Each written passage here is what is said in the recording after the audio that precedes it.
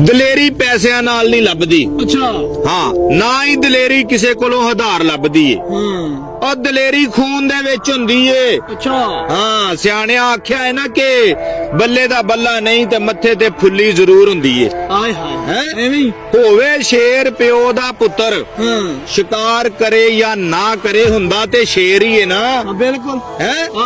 ਇਸ ਕਰਕੇ ਜ਼ਿੰਦਗੀ ਦੇ ਵਿੱਚ ਕਦੀ ਵੀ ਕਿਸੇ ਨਾਲ ਪੰਗਾ ਲੈਣ ਲੱਗੋ ਨਾ, ਅੱਛਾ, ਤੇ ਇਹ ਜ਼ਰੂਰ ਵੇਖ ਲਿਆ ਜੇ ਕਿ ਉਹਦੇ ਪਿਓ ਦਾਦੇ ਦਾ ਕੀ ਰਿਕਾਰਡ ਰਿਹਾ ਹੈ। ਅੱਛਾ।